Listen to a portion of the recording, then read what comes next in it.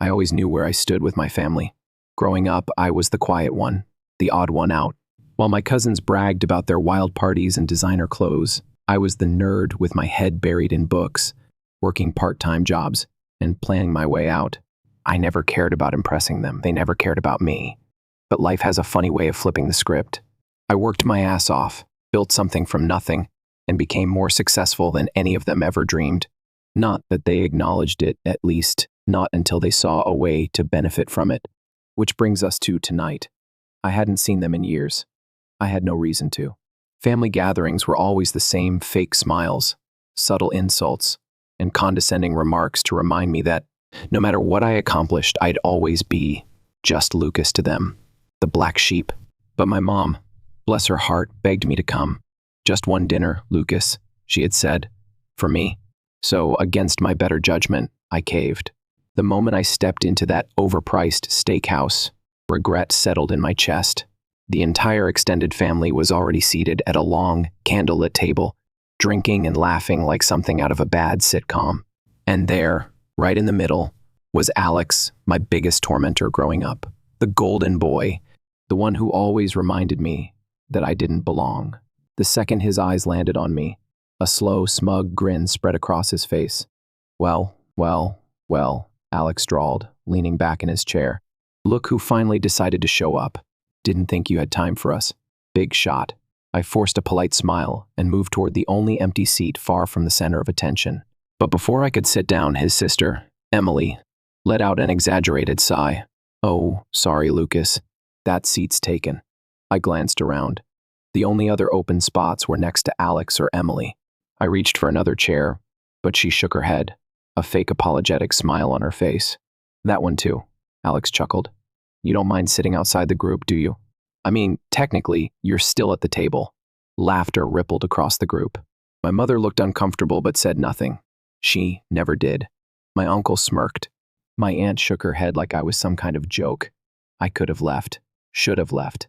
But instead, I walked over to a nearby table, grabbed a chair, and dragged it just outside their little circle. Outside, huh?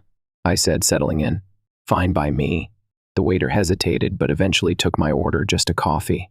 Meanwhile, the show began. I wasn't stupid. I knew exactly why they wanted me here. It wasn't for some heartfelt reunion. It was a performance. All throughout dinner, they made a spectacle of ordering the most expensive dishes. Wagyu steak and lobster, Alex announced, snapping the menu shut. Oh, and another round of drinks for everyone. We're celebrating after all, Emily grinned. Yeah, we should really enjoy ourselves tonight. Desserts too, my uncle chimed in. Get the best ones. The waiters kept coming, the bill kept growing, and I said nothing, just sipped my coffee, amused. Then, when the plates were empty and the last sip of wine had been drained, the waiter appeared, bill in hand, $3,247. He placed it directly in front of me. Alex stretched lazily, feigning nonchalance. You got this, right, Lucas? Emily giggled. Yeah, come on. It's nothing to you.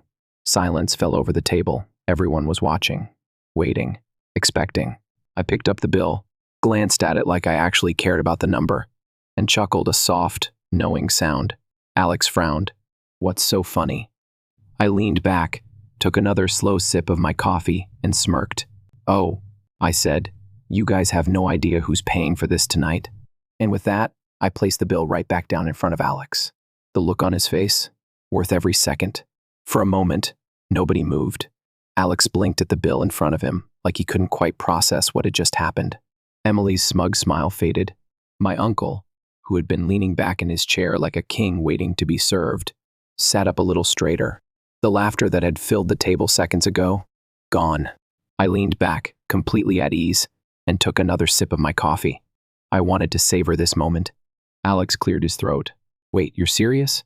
His voice was still cocky, but there was an edge to it now. I smiled, dead serious. A beat of silence.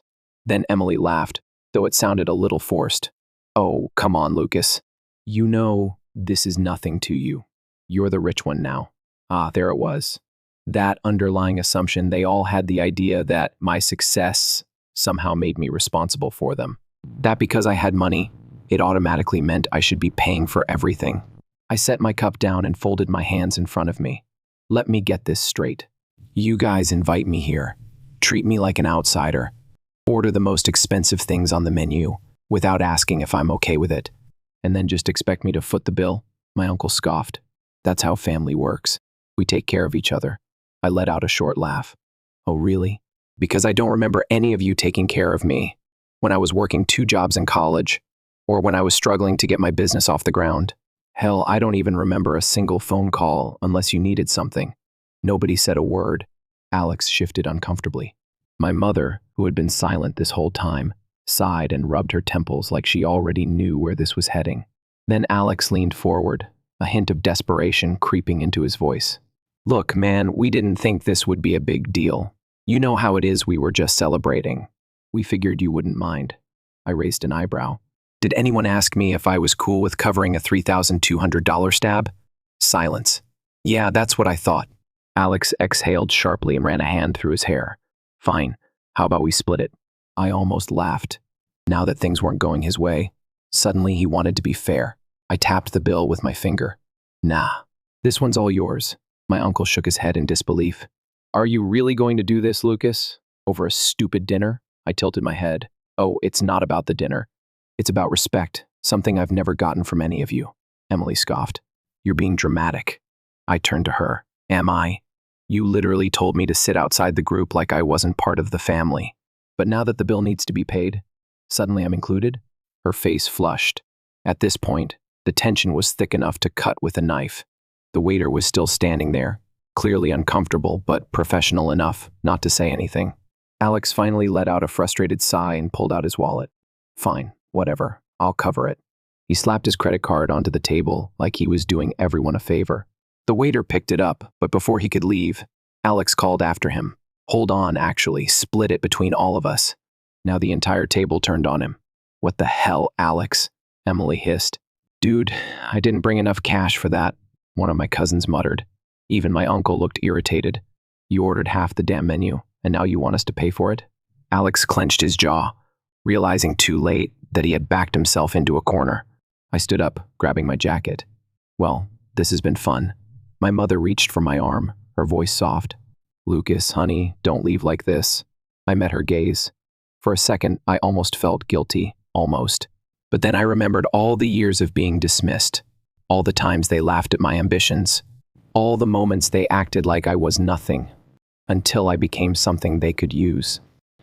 I gently pulled my arm away. You should have said something earlier, Mom. And with that, I walked away, leaving them to deal with the mess they made. I didn't stop walking until I reached the lounge area near the entrance. The restaurant had dim lighting, a cozy vibe perfect for relaxing. I settled into a plush chair, ordered another coffee, and waited, because I knew they would come. Sure enough, 5 minutes later, Alex appeared. His usual arrogance was gone, replaced by frustration and, if I looked close enough, maybe even a little panic. He sat down across from me, rubbing his temples. Okay, look, we have a problem. I smirked. Oh? You don't say. He shot me a glare. Seriously, man, we don't have enough to cover the whole thing. Some of them barely brought any cash. I thought you'd just... He stopped himself before finishing that sentence, probably realizing how stupid it sounded. I took a slow sip of my coffee. So, what do you want me to do about it? Alex exhaled sharply. Come on, Lucas. Just this once, man. Help us out. I leaned back. Just this once? You mean like the last time? Or the time before that? He clenched his jaw, but didn't argue. Because he knew I was right. Look, he tried again, his voice lower now, almost pleading. We'll pay you back, I swear. I stared at him for a long moment. Then, I pulled my phone out of my pocket, scrolled through my messages, and found exactly what I was looking for, a text from Alex from 2 years ago. Hey man, I'll pay you back next week. I promise. I turned the screen toward him. You mean like this time? His face paled. I put my phone away and stood up. You'll figure it out, Alex. You always do. And then I walked out. As I stepped into the cool night air, I felt something I hadn't felt in years. Freedom. For once, I wasn't the fool. And it felt damn good. I didn't check my phone until I was already halfway home. 12 missed calls. 5 from my mother, 3 from Alex, 2 from Emily, and even 1 from my uncle. The text messages? Even worse. Mom, Lucas, please, just come back and fix this. Alex, dude, what the hell? We're screwed. Emily, you seriously just left? That's low, even for you. Uncle Greg, you need to be a man and handle this. Family steps up. That last one almost made me laugh. I needed to be a man because I didn't let them scam me? Right. I tossed my phone onto the passenger seat and kept driving. I didn't owe them anything. They had spent their whole lives treating me like I didn't belong. Now, suddenly, I was important because they needed me. Not my problem. By the time I got home, it was late. I kicked off my shoes, grabbed a beer from the fridge, and collapsed onto the couch. The city lights flickered through my window, casting long shadows across the room. It was quiet, peaceful. Then my phone buzzed again. I ignored it at first, but when it kept buzzing over and over, I finally picked it up, expecting another round of guilt-tripping texts. Instead, it was a message from a number I didn't recognize. Unknown number, Lucas. It's Nick. Call me ASAP. It's about your family. Nick, one of the waiters at the restaurant. We weren't close, but I had talked to him a few times when I used to go there before avoiding my family altogether. Why was he texting me? I hesitated for a second, then called him. He picked up on the first ring. Lucas, man, listen, the first probably shouldn't be telling you this, but your family is making a scene here. I sighed. Yeah, I figured. Let me guess, arguing over the bill?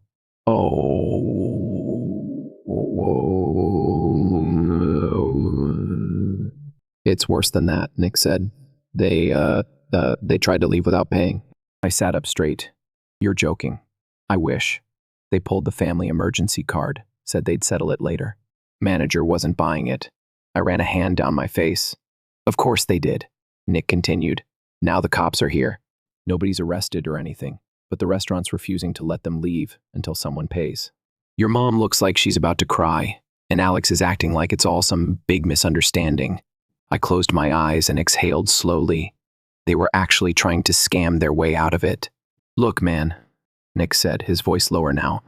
I know they're your family, but if they don't pay soon, this could get ugly. I sat there, gripping the phone, debating whether I cared enough to intervene. Part of me wanted to leave them there, let them figure it out. Maybe then they'd finally learn that actions have consequences. But my mom, damn it. Are they still inside? I asked. Yeah, cops are talking to the manager now. If they don't come up with the money soon, they're getting banned from the place permanently. Maybe worse. I sighed. I'll be there in 15. I hung up, grabbed my keys, and headed back out. When I pulled into the parking lot, the tension was thick enough to choke on. The restaurant doors were propped open, the golden glow of the interior spilling into the night. Just inside, I spotted my mother sitting at a table, looking exhausted. Alex stood nearby, arguing with a cop, hands moving wildly as he tried to talk his way out of the situation. Emily was on her phone, probably trying to call in a last-minute favor. I walked in, and the second Alex saw me, relief washed over his face. Lucas, man, finally. You gotta help us out. I ignored him and went straight to my mother. You okay? She nodded weakly. I told them not to do this. I believed her, but that didn't change the fact that she let it happen. The manager, a short, balding man with tired eyes, noticed me inside. You with them, unfortunately. He crossed his arms. They tried to leave without paying. We don't tolerate that here. I glanced at Alex. So, what's the plan, genius? He looked annoyed. We just need a little time, that's all. The cops don't care about a little time. I gestured to the two officers standing near the entrance. You're lucky they're giving you the chance to fix this instead of hauling you all downtown. Alex ran a hand through his hair. Look, we just need you to cover this for now. And we'll know. His mouth snapped shut. Emily, who had been silent up until now, turned to me with her best innocent look. Lucas, please. We're your family. I let out a humorless laugh. Oh, so now we're family. Funny, because a few hours ago, you couldn't even give me a seat at the table. She swallowed hard. I turned back to the manager.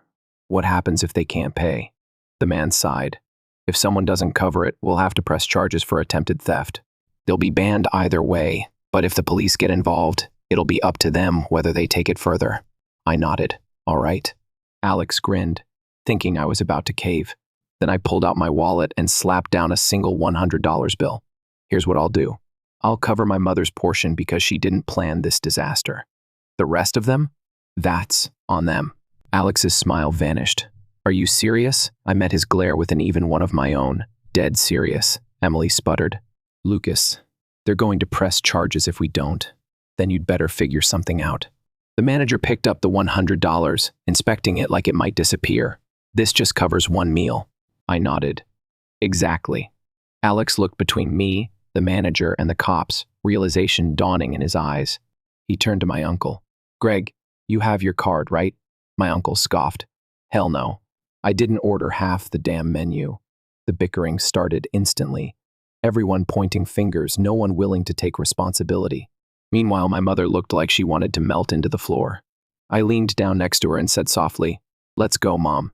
She hesitated but nodded.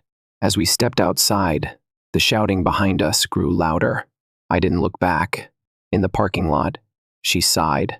Lucas, I'm sorry. I glanced at her. The first real apology I'd ever gotten. I know, I said. And for once, that was enough. The car ride home was quiet.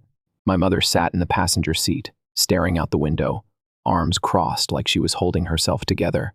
I could tell she wanted to say something, but she didn't know how. I didn't push her. I was still running through everything that had happened back at the restaurant. The way Alex and Emily had scrambled for excuses.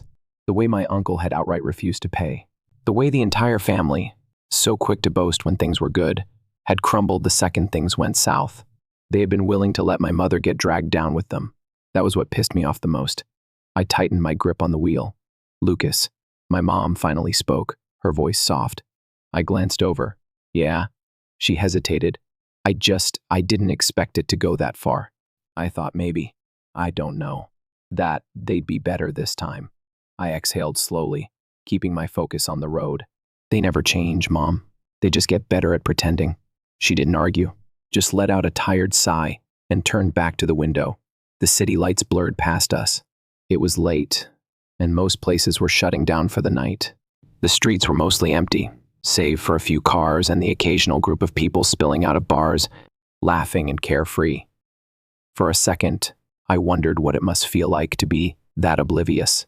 By the time I pulled up in front of my mom's apartment, she looked even more exhausted. She unbuckled her seatbelt but didn't get out right away. Instead, she turned to me. Are you ever going to forgive them? I let out a small laugh, but there wasn't any humor in it. Forgiveness isn't the problem, Mom. It's trust, and I don't have any left for them. She looked down at her lap. I just wish things were different.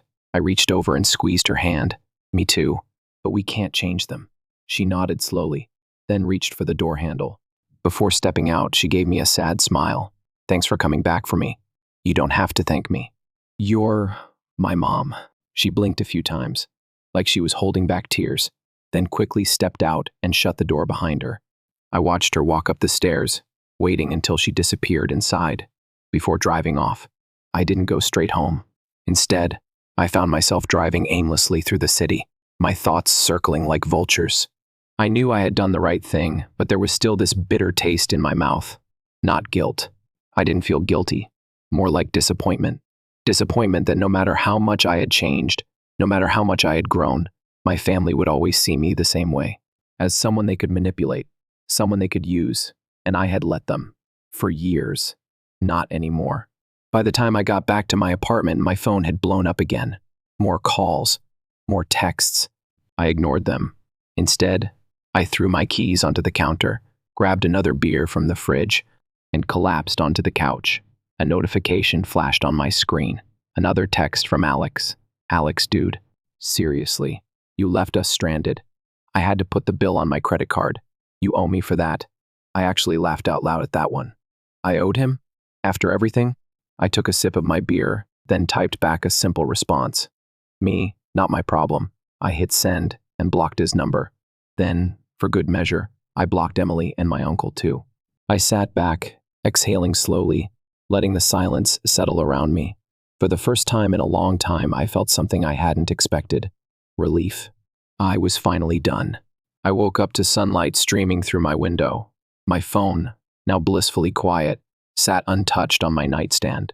No more buzzing, no more desperate messages, just silence. And I loved it. I stretched, got up, and made myself a cup of coffee. Outside, the city was already awake, people hurrying off to work, taxis honking, life moving on. And for the first time in years, I felt like I was finally moving on too. Halfway through my coffee, my phone rang. I almost didn't answer, but when I saw my mother's name, I sighed and picked up. "Hey, Mom."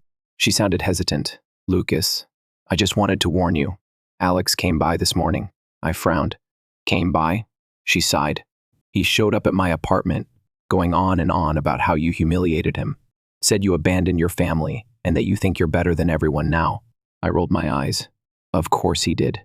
I told him to leave, but, Lucas, I don't think he's going to let this go." He looked mad. I wasn't surprised. Alex had never been good at handling consequences. "Let him be mad," I said. "He brought this on himself." She was quiet for a moment. Then, "I just don't want this to get worse." "It won't," I assured her. "He's all talk. He's just pissed because, for the first time, he didn't get his way." She hesitated, then finally sighed. "I hope you're right." We talked for a little longer, mostly her making sure I was okay. Then she hung up. I put my phone down and leaned against the counter. I had expected Alex to throw a tantrum. That part wasn't surprising. But showing up at my mother's place? That was low, even for him. Still, I wasn't going to let it bother me. I had finally cut them off. There was nothing left for them to take. No more free meals, no more handouts, no more Lucas, the doormat. They were on their own now, and I was free. The rest of the day passed in peace. No calls, no texts. Just the sound of my own thoughts, finally unburdened by their constant demands. I went about my routine, hit the gym, grabbed lunch from my favorite spot, took a walk around the city. It was the most normal, drama-free day I'd had in years. Then, just as the sun started setting, someone knocked on my door. I already knew who it was before I even checked. "Alex." I sighed, setting down my drink before walking over. Through the peephole, I could see him standing there, shifting from foot to foot, looking impatient.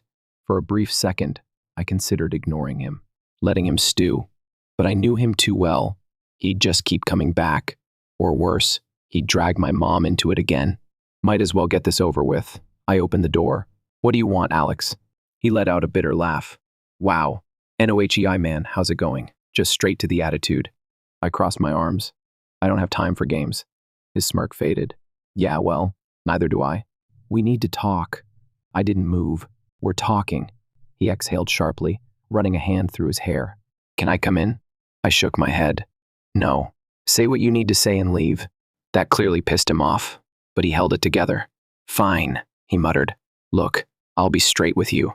What you did back at the restaurant, that was messed up. You embarrassed me in front of everyone." I raised an eyebrow. "You embarrassed yourself." His jaw clenched. "You could have just paid the bill. You know that, right? It wouldn't have hurt you." "But no, you had to make a scene." I let out a short laugh. "A scene? Alex, you and the rest of them tried to dine and dash." "That's the scene," he scoffed. "We were handling it." "Yeah, I saw how well that went," I said dryly. He took a step closer, lowering his voice. "You think you're better than us now? Just because you have money?" I rolled my eyes. "It's not about the money, Alex. It's about respect. Something you've never given me." He let out a humorless chuckle. "Respect? You think this is about respect? You abandoned your family." "No," I said, my tone sharp. "I stopped letting my family take advantage of me." Big difference. For a second, he just stared at me, like he couldn't believe I was actually standing my ground. Then his expression darkened. "You're making a mistake," he muttered. I tilted my head. "Oh yeah? And what mistake is that?" His lip curled. "You think cutting us off makes you free? You think walking away makes you the bigger person?" He shook his head. "You'll see. One day, you'll need us. And when that day comes, don't expect us to be there." I almost laughed. "When have you ever been there for me, Alex?" He opened his mouth, then closed it. "Yeah, that's what I thought." I took a step forward, forcing him to back up. "This conversation is over. We're done, Alex. For good." He glared at me, but there was something else in his expression now. Something almost desperate. He had always been able to manipulate people into giving him what he wanted, but for the first time, it wasn't working. And he hated it. "You'll regret this," he said finally. I smirked. "I doubt it." Then I shut the door in his face. The second the lock clicked into place, I felt lighter. This wasn't just about a dinner bill. It never had been. This was years of built-up resentment, years of being used, finally reaching the breaking point. And now, I was free. I walked back to my couch, grabbed my drink, and sank into the cushions. No more guilt, no more obligations, no more playing the role of the family ATM. I was done, and I had never felt better. But deep down, I knew Alex wasn't going to let this go. Not yet. I wish I could say that was the last time I had to deal with Alex. That shutting the door in his face was enough to make him finally get it. But people like him don't just give up. The silence lasted a few days. No calls, no texts, nothing. For the first time in a long time, my life felt peaceful. I went to work without my phone buzzing every 5 minutes. I slept better, ate better. I even found myself looking forward to things again. Little things, grabbing coffee at my favorite spot, going for a run without stress weighing me down. Then, out of nowhere, my mom called. I hesitated before picking up. Part of me already knew what she was going to say. "Lucas," she started, her voice careful. "We need to talk." I exhaled. "What did Alex do now?" She sighed. He's telling everyone that you abandoned the family, that you humiliated him on purpose. He's trying to turn them all against you." I rubbed my temples. "So, let them believe whatever they want." "I know, honey. But it's different this time." Something in her voice made me pause. "How?" She hesitated. "He went to your old boss." I went completely still. "What?" "He's telling people you're selfish, that you only care about money, that you've forgotten where you came from. And he went to your old office, tried to make it sound like you were a fraud, said you got lucky, that you stepped on people to get where you are." My grip on the phone tightened. "And? He didn't get anywhere, if that's what you're worried about," she assured me. "Your old boss practically laughed him out of the building. But Lucas, he's desperate. And when Alex is desperate, he does stupid things." I ran a hand down my face. Of course he did. I should have seen this coming. It was never about the dinner bill. It wasn't even about the money. It was about control, about power. Alex had spent his whole life being the golden boy, the one who always came out on top. And now, for the first time, he was losing. And people like him, they don't know how to handle that. I let out a slow breath. "Let him do whatever he wants, Mom. It doesn't matter." She sounded surprised. "You're not mad?" "Oh, I'm mad," I admitted. "But I'm not wasting any more energy on him." She was quiet for a long moment. Then, softer, "I'm proud of you, you know." I blinked. "For what?" "For walking away," she said. "I should have done it a long time ago, too." I didn't know what to say to that. I'd spent so much time resenting her for always keeping the peace, for never standing up to them. But hearing her say that, it hit differently. Maybe we had both been stuck in the same cycle, just in different ways. "Are you finally done with them?" I asked. She let out a slow sigh. "I think I have to be." I nodded. Good. A week passed. Then another. No more calls. No more texts. No more Alex. I thought maybe, just maybe, he had finally given up. Then one night, as I was leaving work, I spotted him. He was leaning against my car, arms crossed, looking like he'd been waiting for a while. I almost turned around and walked back inside, but I was tired of running from this. So I squared my shoulders and walked up to him. "What do you want, Alex?" He pushed off the car, studying me. "You're really doing this, huh?" I didn't answer. He shook his head. "You're cutting off your own blood. Just like that." I let out a short laugh. "You make it sound like I'm the bad guy here." He scoffed. "Oh, come on, Lucas. It was just a damn dinner." I met his gaze, my voice steady. "It was never about the dinner, Alex. You know that." He didn't respond right away. Then, after a long silence, he muttered, "You really don't care, do you?" "Not anymore," I admitted. He exhaled, shaking his head like he still couldn't believe it. Then, without another word, he walked away. Just like that. No more yelling, no more manipulation. Just acceptance, or maybe exhaustion. Either way, I didn't care. I got in my car, started the engine, and drove off. For good this time. It took years to get here. Years of being the outsider. The black sheep. The one they mocked until they needed something. But now I was free. No more guilt. No more obligations. No more Alex. And for the first time in my life, I felt lighter. Because cutting off toxic family isn't cruelty. It's survival. Story 2. Laura is my name. I thought I had everything worked out. An excellent position as a large company's deputy head of finance. A little boy and a spouse. We were comfortable, but not wealthy. That was my initial idea anyhow. Tom, my spouse, was employed in the field of electronic sales. His earnings were scattered everywhere. He would bring home a hefty payday in certain months. He would hardly get by with others. However, we managed to make it work. We had been saving for a home for 7 years. I was determined, even if it wasn't easy. Every extra cent was deposited into our savings. Instead of eating out, I would cook at home, buy generic brands, and clip coupons. Sometimes Tom complained, but I believed he understood. On a Sunday afternoon, everything went apart. We were looking through web classifieds for a property once more.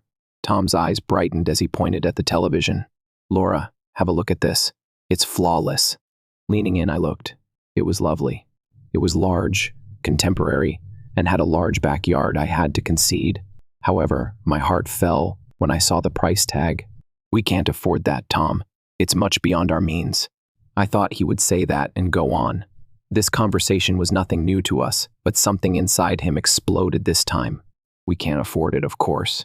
He slammed his laptop shut and yelled, "We'll never be able to afford anything. Save, save, save is all you do." Now he stood up and paced the room. "For the home, for Jimmy's schooling. However, where is the reward? When will we be able to truly appreciate life?" "Hey, Tom, relax." "No, I'm not going to relax.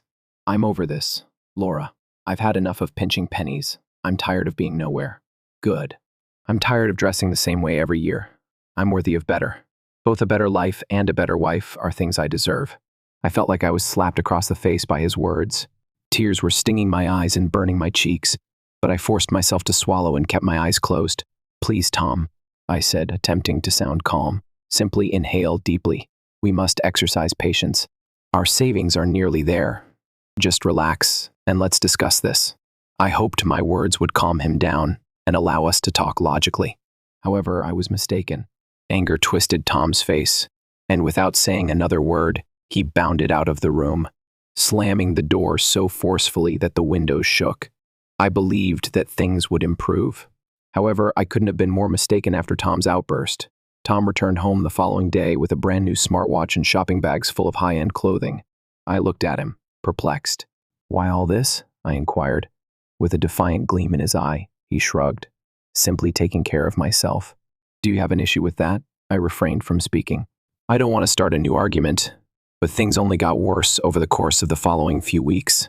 Tom began spending all of his money on upscale dining establishments, pricey technology, and get-togethers with his friends.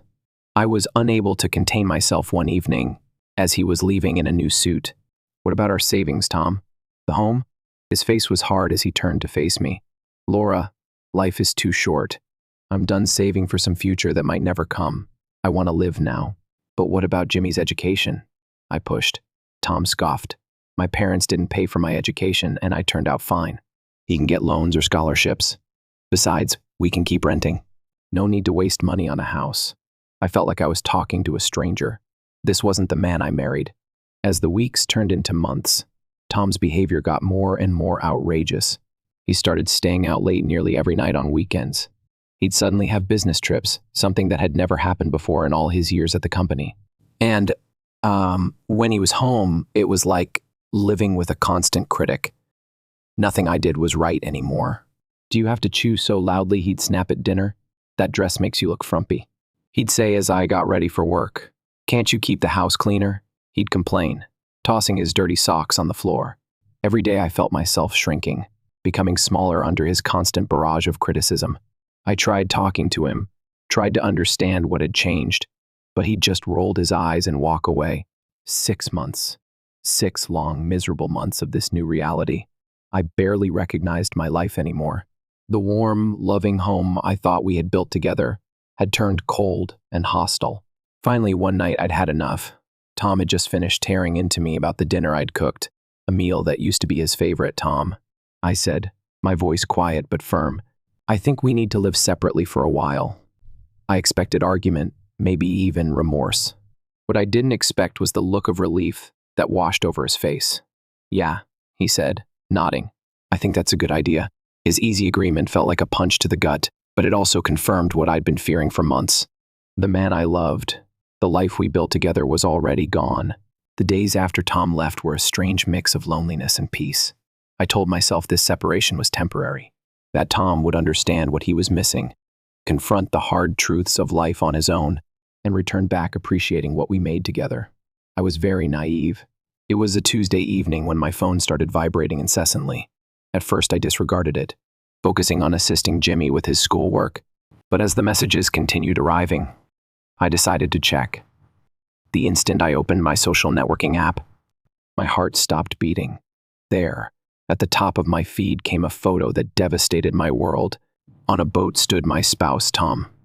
His arm was wrapped around a lovely blonde with legs that appeared to stretch on forever.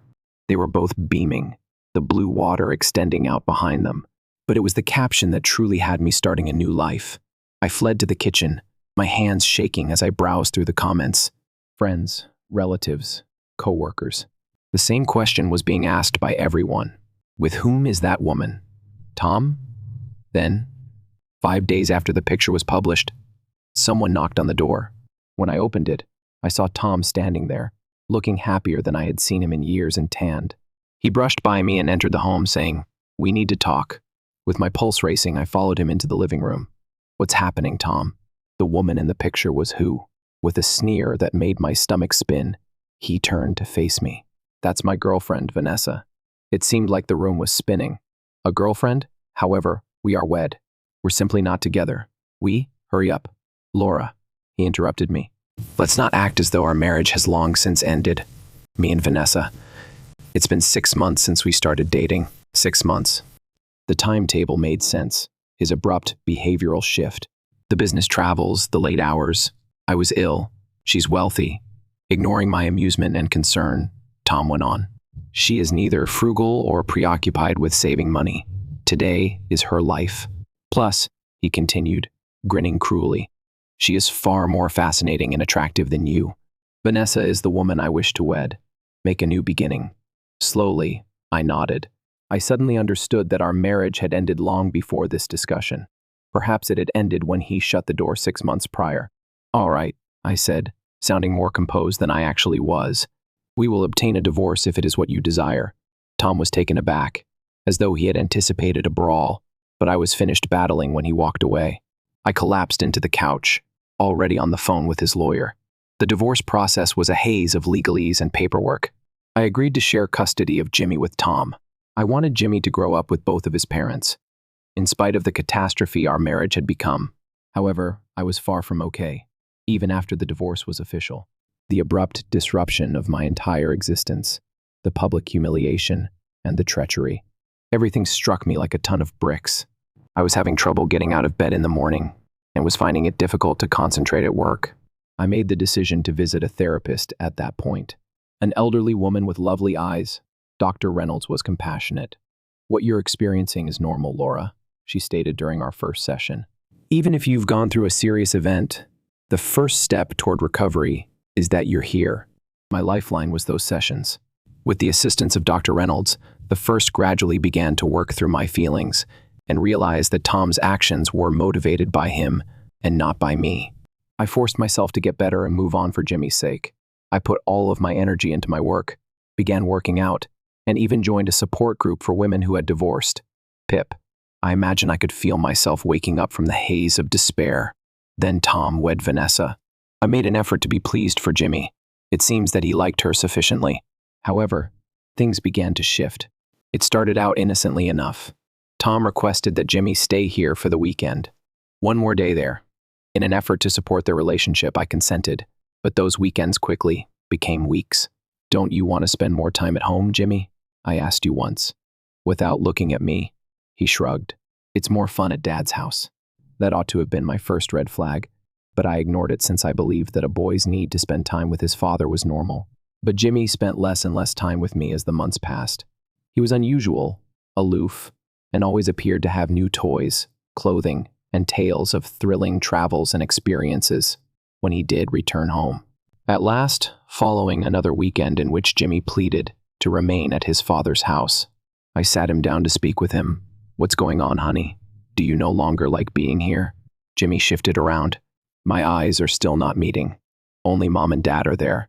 Permit me to do what I like." "Mom?" Confused, I repeated. "Yes, Vanessa. She constantly gets me wonderful items. We visit upscale dining establishments and amusement parks. It's far more enjoyable than this place. His remarks were akin to a face slap. You know we can't afford it, Jimmy. That's the issue. He exploded. Money should never be spent on enjoyable activities. Dad thinks that you're trapped in the past and always worry about the future rather than living in the now. It's always saving this budget. After then, things rapidly got out of control. Jimmy began to completely refuse to return home. When he did, he would continually gripe and disparage my little house in comparison to Tom and Vanessa's opulent way of life. The last blow was delivered on a soggy Tuesday. I had been pleading with Jimmy to join me for supper for days. Upon his arrival, he scowled after taking a quick glance around our living room. God, this home is so much smaller than Dad's house that it feels like a village barn. I no longer wish to reside here. Each one was swept by the mud more forcefully than the last. I watched from the sidelines as my kid got older, growing more away each time I tried to connect with him. I encountered either apathy or blatant animosity. Then the day arrived, shattering what remained of my world. Jimmy turned 14 on that day. Maybe stupidly, I had thought he would want to spend it with me. Rather, I received a call that completely altered my life. Mom. Jimmy spoke in a chilly, disinterested tone. I need to discuss something essential with you. Neutral Ground is a coffee house where we first met. Jimmy, who sat across from me, didn't look like my son at all. Then he revealed the secret. His voice was steady as he said, I want you to give up your parental rights. The NSA is interested in adopting me. It seemed as though someone had hit me in the stomach. What? I am now your mother, Jimmy. He interrupted me. My mother is Vanessa. She has supported me. She knows me. I can have the life I desire with her and my father. After hesitating, he continued. She is unable to bear children of her own. Legally, I would like to be her son. As Jimmy explained their strategy, I sat there in disbelief. A lawyer had previously been consulted by Vanessa and Tom. My signature was all they need. Tom and Vanessa put forth a lot of effort over the following few weeks. Tom was reveling in triumph. I wanted to cling to my son by fighting every maternal urge in me. But glancing at Jimmy's face, seeing the resolve there, I knew it would just push him further away with a sorrowful heart. I signed the paperwork. The finality of it devastated me. I slid into a severe despair. If it hadn't been for my mother, I'm not sure I would have lived. She forced me to eat, get out of bed, and continue living when she moved in with me. Painfully and slowly, I began to reconstruct my life. I started helping at a nearby animal shelter and put myself into my work. Anything to cover Jimmy's absence's emptiness. I met David 3 years after the divorce. He was patient, compassionate, and accomplished. As I told him my tale, he listened and offered encouragement without passing judgment. I astonished myself by accepting David's proposal. I was both happy and sad as we exchanged vows. Perhaps this was my destiny, even though it wasn't the life I had intended. I found out I was pregnant right when I thought I had my new life sorted out. As I recalled the kid I had lost, the news struck me like a tidal rush of emotions, including excitement, terror, delight, and a slight tinge of grief. David was ecstatic. Though he had never had the opportunity, he had always desired children. We converted a room in our new home into a nursery as we immersed ourselves into getting ready for the baby. Oh, the home. It fulfilled every desire I had ever had. Additionally, it was larger, with a lovely garden and a view that amazed me every morning. I kept thinking about how different this was from my previous life as I stood in the kitchen, with my palm resting on my expanding tummy. I made an effort to ignore Jimmy. I kept monitoring his social media profiles even though he never phoned or responded to my messages. I initially convinced myself that it was only to check on him. However, I became more uneasy as I browsed through pictures of extravagant parties, pricey automobiles, and far-flung trips. A young man who seemed to place a higher priority on riches and prestige than anything else had replaced the carefree youngster I had reared. As he wrote about peasants who couldn't buy fancy clothing or grumbled about having to socialize with regular people at gatherings, I watched with sadness. When he went on a tirade about how people under him shouldn't be let in particular clubs that day, it was the last straw, and my eyes watering, his accounts were unfollowed. The sight of what he had become was too painful. After several months, our daughter Emily was born. I gazed upon her little face. I made a quiet vow to her that I would always be there for her. I will never allow anyone to take her away. We began going on family vacations as Emily grew. Simple weekend trips to the beach or neighboring cities, nothing fancy. I liked seeing Emily's eyes brighten as she saw something new. As David swung her around in the surf, I could hear her happy laughs. A contented regularity took hold of life. I had nearly forgotten what it was like to be on edge all the time, constantly preoccupied with money or the next dispute. I felt secure with David and Emily, cherished, content. Then came the day that completely upended everything once more. The Saturday afternoon was bright and beautiful. I was taking advantage of a rare period of silence when David took Emily to the entertainment center for some daddy-daughter time. We're reading in our living room to catch up. I was startled when the doorbell rang. We didn't anticipate any guests. I went to answer it curiously. My heart stopped the instant I opened the door. Jimmy was there at my door, appearing older and strangely both familiar and unfamiliar. He had grown taller. His childlike features turned into a young man's sharpness. He had on a fancy outfit. Glistening on his wrist was a gold watch. I was drawn to his gaze, though. They were very different from the warm brown eyes in that they were hard calculating. I recalled. His voice was deeper than I recalled when he said, "Hey, Mom, it's been a while." I was speechless and stood still. Jimmy looked past me, admiring the foyer's lofty ceilings and tasteful furnishings. He blew a soft whistle. "Well, this is a lovely sight for you. You seem to be doing rather well for yourself." His voice was informal, almost derisive. A shiver went down my back. "Jimmy?" At last I was able to stutter. "Why are you here? How did you discover me?" With a sneer on his lips, he shrugged. "Grandma informed me. Do not be concerned. It took a lot of effort on my part to pull it out of her. She guards you very carefully." I mentally noted that I needed to thank my mother later and have a serious conversation with her about setting limits. "May I enter?" As he swept past me and entered the home, Jimmy questioned without waiting for a response.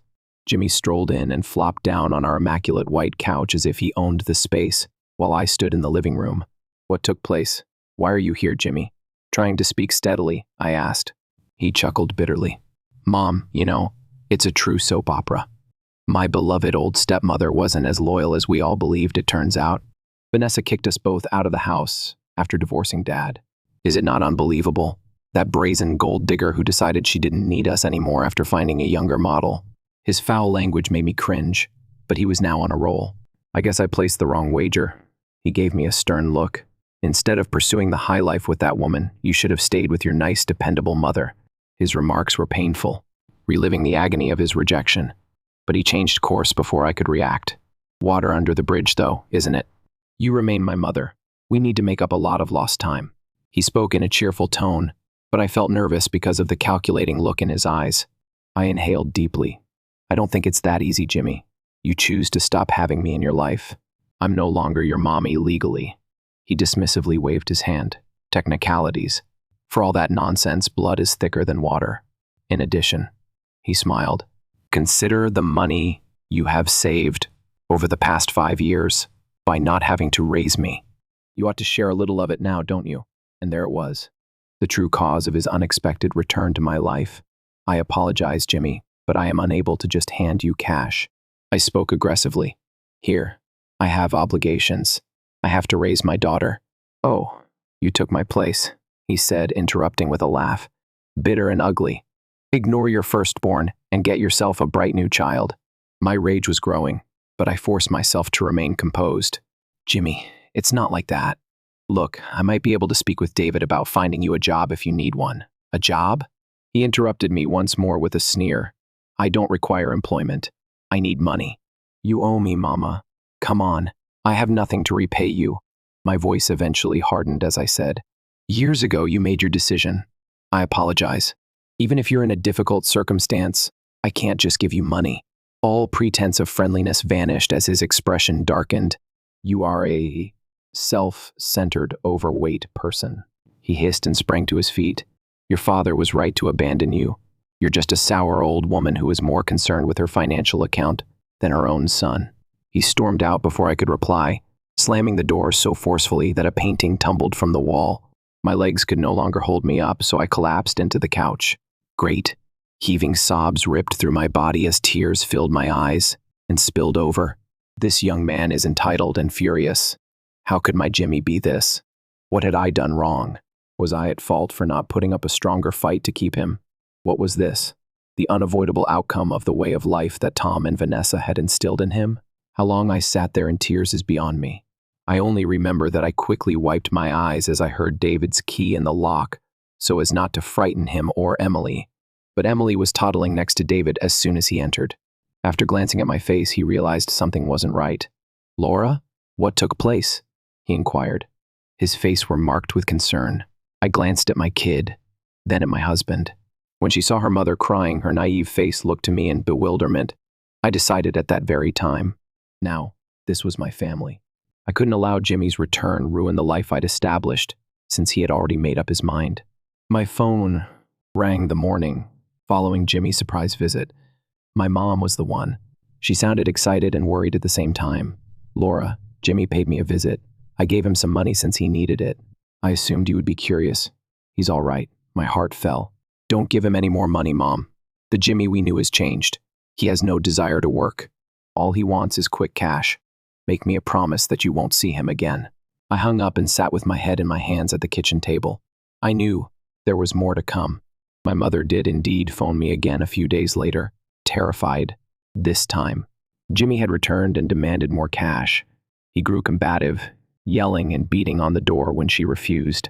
The final straw was that David and I got to work right away. We spent a week at my mother's place after leaving Emily with David's parents. We alternated between remaining alert and waking. On a soggy Thursday night, the confrontation we had been dreading finally materialized.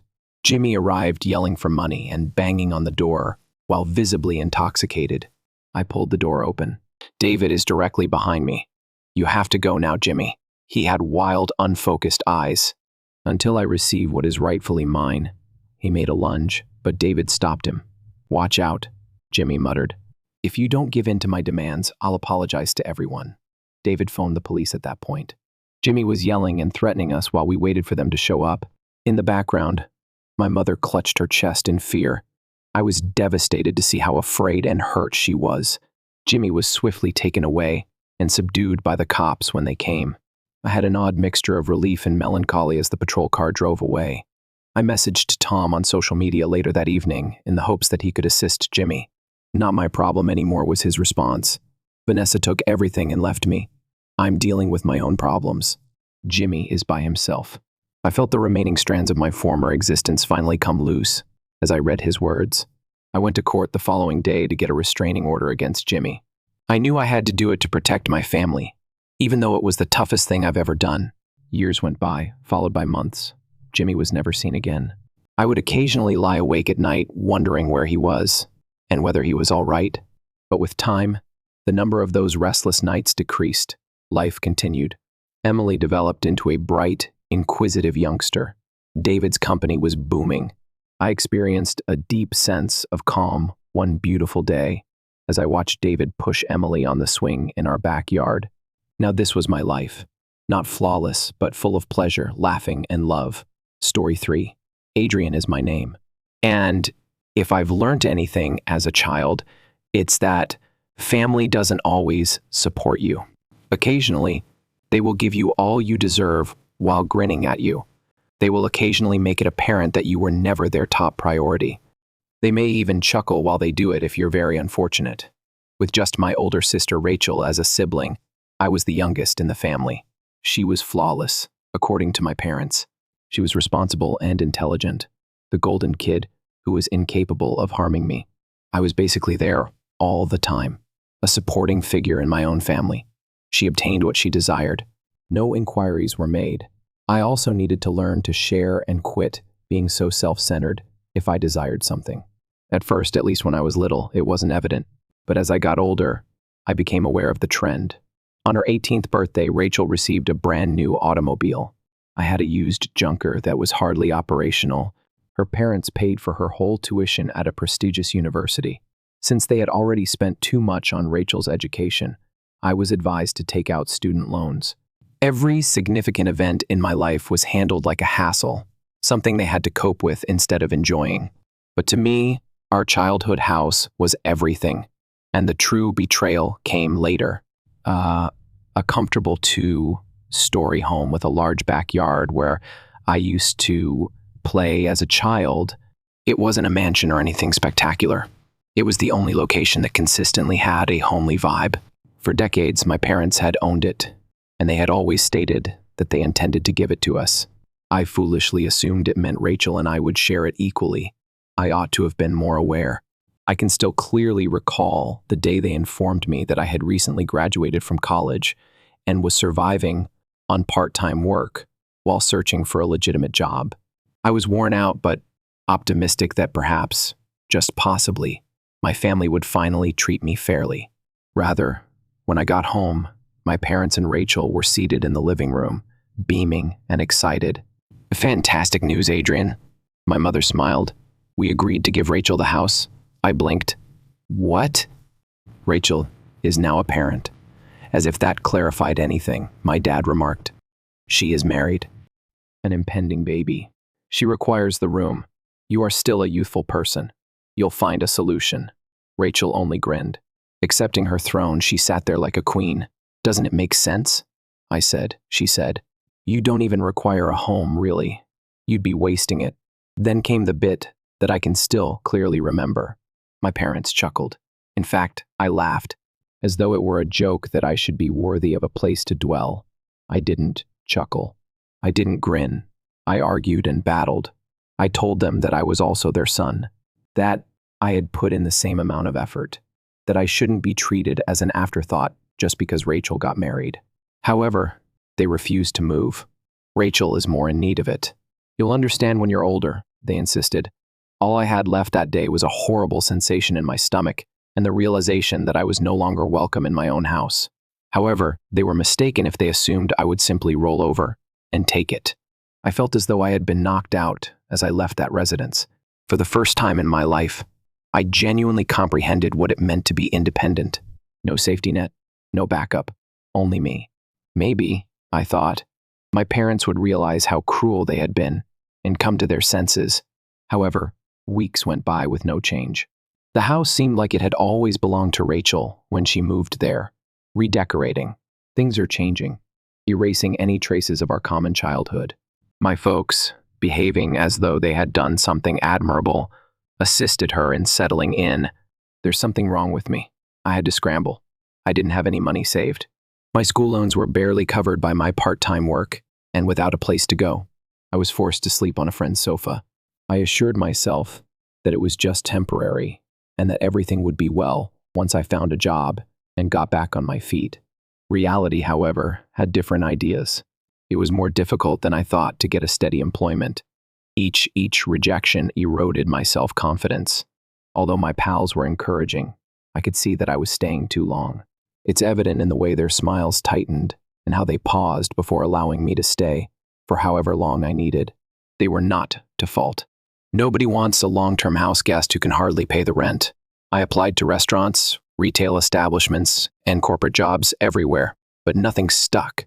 My parents were aware of my difficulties. Do you believe they made an offer to assist?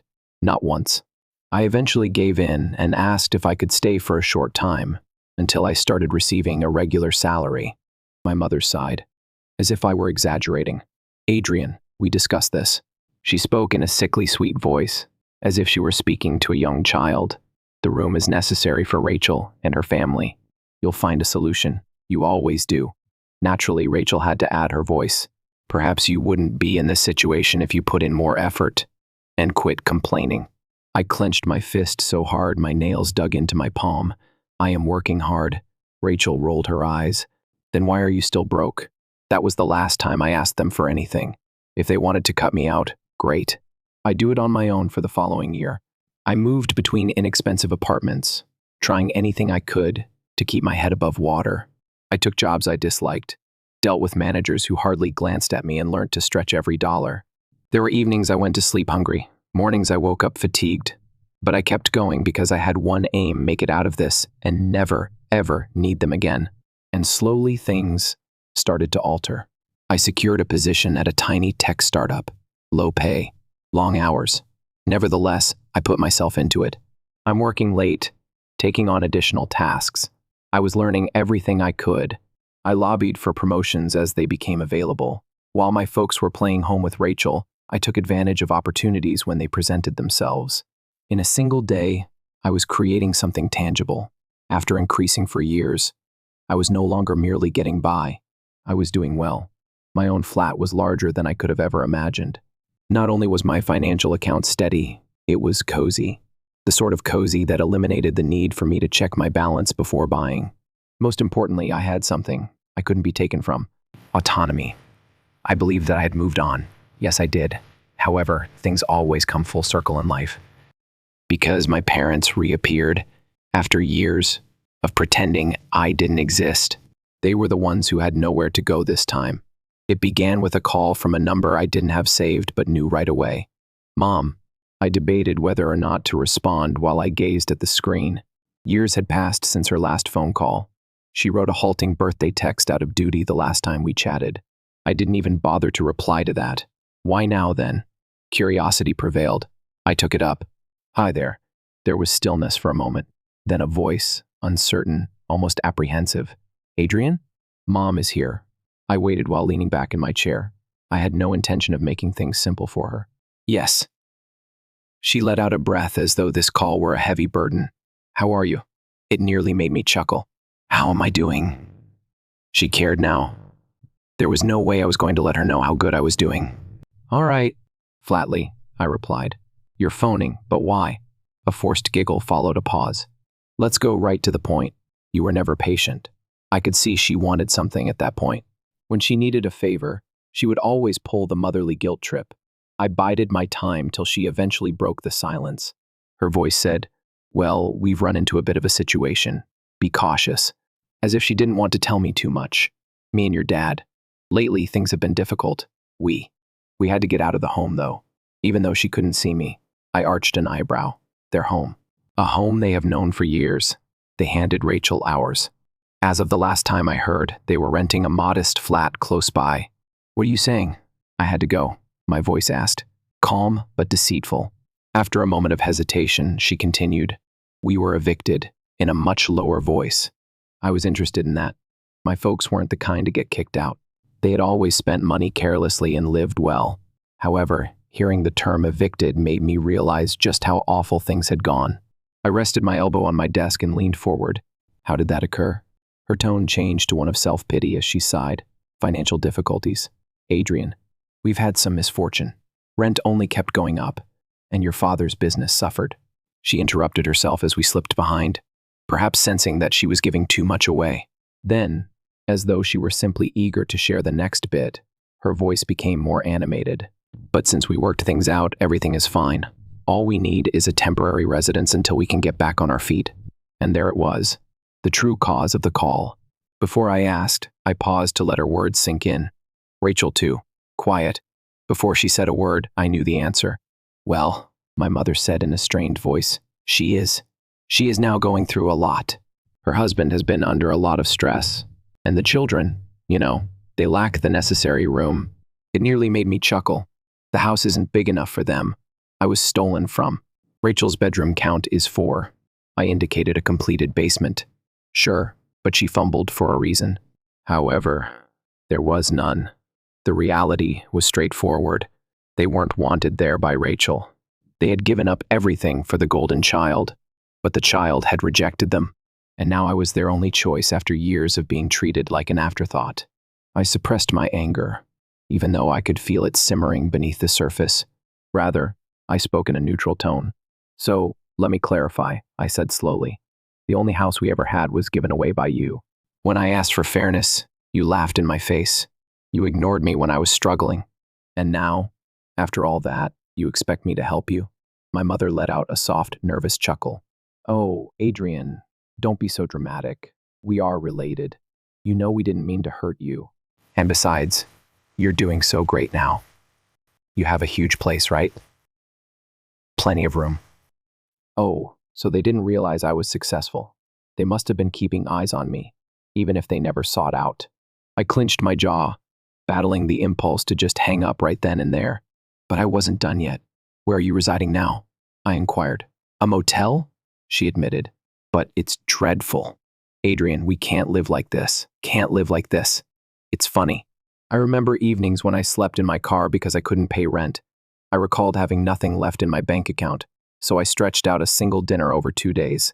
I made it through without their assistance or sympathy. They were suddenly behaving as though they had been the ones who had suffered. I leaned back again and let out a breath. "I'll give it some thought," I responded. My mom's voice was one of relief. "Thank you so much, my love. I knew you would comprehend. Please let us know when you are available to visit," I said. "I'll give it some thought." I cut you off. Then, without saying anything else, I ended the call. Sitting there, I gazed at my phone. The call was still visible on the screen.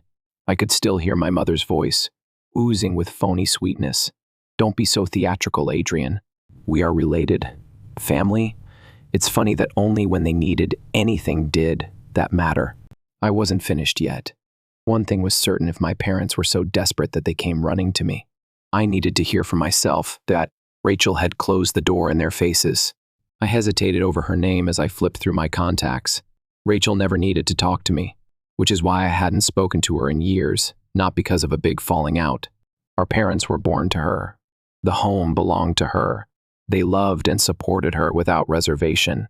I was only an idea after the fact, if that's a name on a Christmas card. Still, the call button was tapped by me. She didn't respond until it rung twice. "Adrian." Her voice was confused as she spoke. Direct to the point. "Hello. Mom called Rachel just now." A pause occurred. Oh. She said nothing else. I waited for a moment before speaking again, informal. "She did tell me that they were evicted, claimed to be in need of lodging. So why do they not accompany you?" She let out a tired sigh, the type that individuals let out when they are going to defend a behavior they know is bad. "Adrian, it's not easy." "No, it isn't." I had sharpened my voice. "The home was given to you. For everything, they put you before me. However, you become too busy to assist as soon as things go wrong." She moaned as if this were bothering her. "See, it's not that easy. I have children. You wouldn't get it, Adrian." "Oh, don't begin." I lost my temper. "Do you believe that I lack a sense of responsibility? Mom and Dad made sure you had everything first, so I had to start from scratch. And you're just now." "What?" Acting as though they don't exist. She remained silent for a while. "I can't have them here," she added. "All right. It doesn't sit well with Mark." Mark, her spouse. When the house was given to them on a silver platter, the person had no trouble receiving it. But when it came time to repay them, he had a difficulty. "I'll guess," I responded, cynicism leaking from my voice. "He is under too much stress. Perhaps he feels that such a disruption to your life is unfair." I knew all I needed to know when Rachel paused. There was no humor in my laughter. "Whoa. Fairness is now important to us." She became defensive in her voice.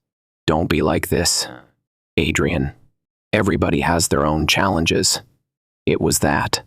When I saw it, I truly saw red problems. My voice was dangerously low as I repeated, "Rachel, do you recall when I was having trouble? When I didn't have enough money for rent and had to sleep in my car? When I approached my parents for assistance, they chuckled and said that because I had no family to support, I didn't need a house." Quiet. "Yes," I went on. "But back then, you didn't give a damn, did you? Since you were unaffected by it. And now that the roles have been reversed, you expect me to be the one giving."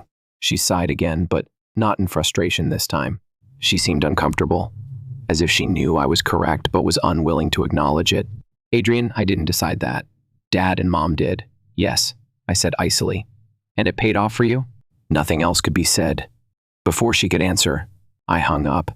My heart was racing as I sat there with my phone still firmly grasped in my fingers. Rachel was brought up by my parents to think that she was the center of the universe. Without hesitation, they had handed her my house and my safety, and now she couldn't even bother to give them something in return when they needed it. I ought to have felt validated. I should have been a little twistedly satisfied, but my only emotion was rage, and the fury thing. You feel compelled to, even the score. As I absorbed everything, I clenched my fingers around my phone and gazed at it. Rachel had always come first for my parents. She was the one who earned their affection, and they had made that plain. Their home, their support. She was as fast to leave them as they had been to leave me, now that life had finally caught up with them. It had a lyrical quality about it, but I was still filled with rage. All those years ago, I was a different person. The broke 20-something sleeping in his van, waiting for a break, and the child pleading for bits of attention. It was something I had constructed for myself. Through hard labor and sheer perseverance, I had built myself a life for myself. And now, I could now control the precise course of events. I inhaled deeply before opening my mails. I was talking to Rachel on the phone when I received 2 texts from my mother. Adrian got an SMS from Mom. All we need is somewhere to stay for a few of weeks.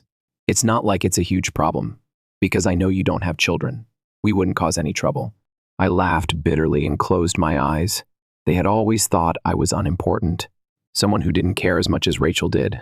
As a youngster, I had watched them go above and above for her, while I was left with the leftovers. Yet here they were, pleading with me for assistance. I was aware that I could just say no to them right now and be done with them forever. However, that was insufficient. I needed them to comprehend, to experience it. I can actually relate to what it felt like to be rejected, as they had done to me. I thus took an action that I hadn't taken in years. I took a car back to my childhood residence. I parked on the other side of the street and simply sat there looking at the house that had been mine for a while. It had a similar, yet distinct appearance. The shutters were a different color thanks to Rachel. There was new furniture on the porch. The front yard now had a play set, most likely for her children. I used to live in this house. Its walls were interlaced with my recollections. The floors, its very base. Now, however, it served as just another reminder of my own family's lack of interest in me. With my pulse racing, I got out of the car and walked up the driveway. I didn't need to knock at all. Through the glass, Rachel had caught a glimpse of me. Her face was cautious as she cautiously opened the door. She crossed her arms and whispered, "Adrian, why are you here?" I looked into the house beyond her. "All our home wanted to do was visit the location," I said calmly. "It has been a while." Something sparked in her eyes. Perhaps guilt, perhaps annoyance. "Now, it's different," she stated. "I call it home." Slowly I nodded. Yes, it is. She made an uncomfortable change. "I don't have time for this, Adrian, if you come here to dispute. I can't take them in, as I've previously stated." I watched her while leaning against the door frame. "It's funny, you know," I remarked. "Mom and Dad said that I didn't need this house, so they gave it to you, since you were a parent. But you're done with them the moment they truly need anything." She clenched her jaw. "I don't feel horrible, do you think?" She lost her temper. "Adrian, I have my own life. For them, I can't just let things go. They expected me to tilt my head, so I did." She saw she had no argument, so she opened her lips and then shut it. The warmth was gone from my smile. "I just wanted you to tell me," I said. After that, I turned and left, leaving her stunned as I returned to my vehicle. Once more, my phone buzzed. My mom texted me again. "Please," Mom texted Adrian. "There is nowhere else for us to go." I gripped the phone tighter as I gazed at the message. Years had passed since they made their decision, and now it was my time. I stared at the message on the phone while it sat in my lap. They were yearning for my home, the same individuals who had scoffed in my face and told me I didn't need one. The irony was nearly flawless. However, I wasn't going to answer with a straightforward no. That was too simple to fix. They had to sense it. They had to comprehend. So I grabbed my phone and made a call. On the first ring, my mom answered. "Adrian, God be praised. We were beginning to doubt that you would." I interrupted her. Rachel and I just spoke. Quiet. Then, with caution. "Oh, did she explain to you why she is unable to house us?" She shared a lot of information with me. I reclined in my chair and gazed at the home. Her home? However, I was more interested in finding out if she would defend you in the same manner that you did for her. More quiet. My dad's speech then became a little muted in the background. "What is he saying?" "You're not being taken in by her," I spoke in a cool, even aloof tone. "You were correct all along, I suppose. The residence was necessary for her. She needed the family's help." I gave a little chuckle. "It's a shame she doesn't believe you require the same." I heard my mom take a deep breath. "Please, Adrian, no." My voice grew icy as I said, "Right now, you can't please me. Don't act this way." My father's voice abruptly changed to the same dismissive, authoritarian tone I had grown up hearing. Made me furious. "We are related. Families support one another. Well, we're family now. When you handed away my house and laughed in my face, I questioned whether I was part of your family. I was fighting to make ends meet, while you lived luxuriously in the house that should have been mine. Was I family when you told me I didn't need a house? Years have passed since then. Weakly, my mother replied. We had no idea how things would end up. I tightened my jaw. I didn't either. Silently, I said. I had no idea that I was disposable because I was your son. I had no idea that I would spend my whole life playing second to Rachel. And I had no idea that you would come crawling to me one day when you had nowhere else to go, wanting me to forget all you did. Adrian, we apologize. My mom made another attempt. But don't you have a large home? Now you have money. If we stay a while, you won't even notice. Like you didn't notice when I had nothing. I laughed without humor. She stumbled. What's humorous? Do you? I went on. My house wasn't only taken by you. I no longer felt secure because of you. It was obvious to you that I wasn't worth battling for. And now the person you fought for is refusing to do anything for you. Adrian, you were reared by us. My dad lost his temper. We set the table with food. What did we provide you? Till you decided I didn't need a roof over my head. A childhood spent being disregarded in Rachel's favor. I sneered. I wasn't raised by you. You put up with me. A long, heavy hush fell. My mother then made one more attempt. Her voice begs in desperation. Adrian, we have nowhere to go. I inhaled deeply. I closed my eyes for a second and let out a breath. I then responded to them with the identical response they had previously given me. A dwelling is not necessary. I ended the call. Furthermore, I wasn't the only one left out this time. All of this occurred yesterday. Since then, I have not returned any calls, and I have no intention of doing so. They have been bombarding my phone with requests that I stop being selfish and consider my family, as well as guilt-tripping and phony apologies. Rachel even had the audacity to text me and accuse me of cruelty. Cruel, because I refused to provide them with a place to reside. The same individuals who laughed in my face when I pleaded with them not to remove my childhood home are now accusing me of being cruel. I'm not sorry, not by any means. However, I will confess, I have an inquisitive side. Did I make the correct decision? If nothing else, should I have allowed them to remain for a few days? Or is the best course of action to cut them off entirely? One thing is certain to me. In this case, I am finally in control, and I have no intention of relinquishing it. What are your thoughts?